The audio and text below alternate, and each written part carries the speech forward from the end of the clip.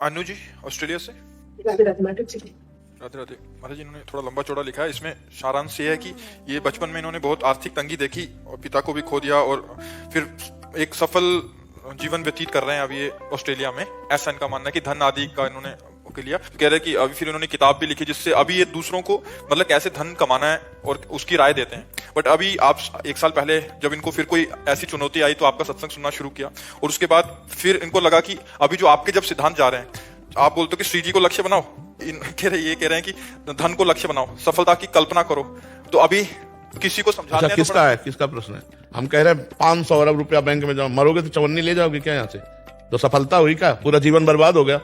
500 अरब रुपया तुम्हारे जमा हो बैंक में, तो मरोगी तो तुम 1 रुपया तो नहीं ले जाओगी ना। तो असफलता हुई कि सफलता हुई? बहुत सुंदर, खूब भस्म खाओ, सोने की चांदी की भस्म खाओ, लेकिन मरोगी तो है ही ना। मरोगी तो शरीर तुम्हारा ये जाएगा क्या तुम्हारे साथ? सफलता किसे कहते हैं? अभी यही नहीं समझ पाए। सफलता सांसारिक वस्तुओं की सफलता नहीं, क्योंकि नाशवान है। सफलता है तुम्हारा हृदय शांत है, तुम्हारा हृदय तृप्त है, तुम्हारा हृदय आनंदित है, तुम्हारे हृदय में अखंड प्रसन्नता है और जन्म मरण के चक्र से तुम मुक्त हो, इसे सफलता कहते हैं। कि आपकी यही बातें अभी इनके दिमाग में, बट अभी दूसरों को ये राय देने हैं क्योंकि इनका काम ही वही है कि धन कमाओ, ऐसा कमाना है। तो साथ में इतना भी बोल सकती हो कि भगवान का नाम स्मरण करने से अधिक जल्दी ये लाभ मिलेगा, जो लाभ मिला है वो स्थायी हो जाएगा।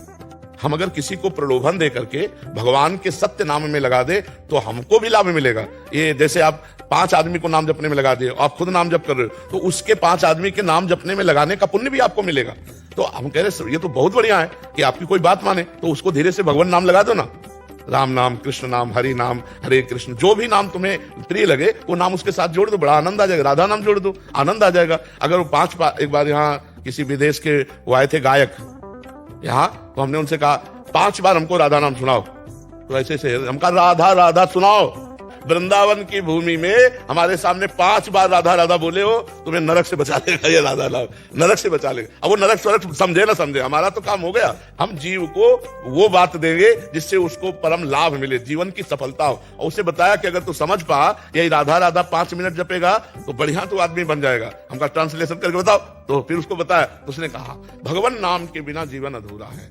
अब जो विदेशी शैली है वो वर्तमान के भोगों को भोग कर सुखी होना, वर्तमान के जीवन को मतलब विषयाकार रखना, बस यही जीवन की सफलता मानी जाती। नहीं, मन इंद्रियों की विवशता में जो मन आया सो कर रहे हो तुम, सफल जीवन। अभी सफलता को जाना कहां? परमात्मा आनंद का हृदय में जब कोई चाह नहीं, कोई कामना नहीं, वो सफल जीवन है। जो अब लग रहा है कि अब भगवान के धाम जाएंगे शरीर छोड़कर, अब हमारा जन्म नहीं होगा, अब हम श्री जी के पास जाएंगे, ये सफलता है। तो चलो पूरी भगवत प्राप्ति वाली बात नहीं, पर कुछ नाम तो डाल लो, क्योंकि यहां से जब मरोगे तो कुछ नहीं जाएगा। अगर आप 20 मिनट नाम जप कर रहे हो, ये आपका परम मंगल कर देगा। तो हमें लगता है हर उपदेश देने वाले को चाहिए, चाहे वो जिस जगह से उपदेश दे रहा हो, नाम का उपदेश जरूर दे। 5 बार ही सही, 10 बार ही सही, तुम कृष्ण कृष्ण बोल लो, तुम राधा राधा बोल लो, उस जीव का मंगल हो जाएगा। श्रीपाद गए तो देखो विदेशों के जो कहा जहां विषय बाहुल्यता ही है, उनकी भी खोपड़ी में नाम डाल दिया और वो बीज आज खूब विस्तार को प्राप्त हो रहा है। प्रभुपाद, श्रीपाद प्रभुपाद जी गए तो देखो मंगल मंगल कर दिया। ऐसे विषयी जीवों का मंगल कर दिया जिनको पता ही नहीं भक्ति क्या है, नाम क्या है, भगवान क्या है, उनके भी हृदय में तो हरे कृष्ण हरे कृष्ण। तो हमें लगता है कि अगर आपके वचन से 10-20 भी सुधर जाए, अगर गंदे आचरण छोड़ दें, नाम जप करने लगे, तो ये सफलता है। गंदा आचरण सफलता है क्या? आप विचार करके देखो, आप खुद देखो, क्या ये सफलता है? मलमूत्र के बनाने वाले मशीन, शरीर मलमूत्र के द्वार, और इसी को हम वैभव माने, सुख माने, सफलता माने, तो ये भी छूट जाएगा। टिकाऊ है नहीं। किस समय दिल फेल हो जाए, किस समय एक्सीडेंट हो जाए, किस समय कौन सी घटना घटे, क्या पता कौन सा अंग फेल हो जाए। तो हमें लगता है सफलता है भगवान की प्राप्ति, सफलता है भगवान का भजन करना, सफलता है परोपकार करना। अगर धन है तो दूसरों का हित करो, दूसरों को सुख को सोचो कि कोई बीमार है तो उसको हम सहयोग कर दे, कोई बहुत भूखा रहता है कष्ट में, उसको हम खवा दे। ये परोपकार की भावना, यही सफलता है। हमें तो ये बिल्कुल बात सफल नहीं लगती कि हम स्वस्थ हैं, भोग सामग्री है, हमारा सफल जीवन नहीं, सब मिट्टी में मिल जाएगा, किसी काम का नहीं रहेगा। जब आप यहाँ से जाओगे तो आपका शरीर भी यहाँ छुड़वा दिया जाएगा। मतलब हम ऐसे मृत्यु लोक में है कि जहां से 1 पैसा नहीं, 1 व्यक्ति नहीं, 1 वस्तु नहीं, यहाँ का शरीर भी नहीं। यही छोड़ो, अब चलो, तो अब पास क्या रह गया?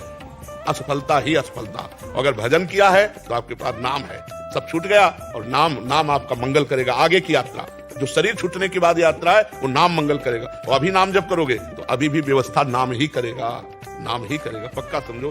तो हमारी तो राय यही है कि भगवत चरणारविंद का आश्रय, नाम जप, परोपकार, यही सफलता है। महाराज जी, इसी बात का ही संशय था कि मेरा मन कर रहा था कि ये काम अभी छोड़ दूं, क्योंकि नहीं, काम मत छोड़ो, नहीं नहीं नहीं, काम मत छोड़ो और बढ़ाओ, अपने ऊपर विश्वास बढ़ाओ और उसको नाम जप की बात करो।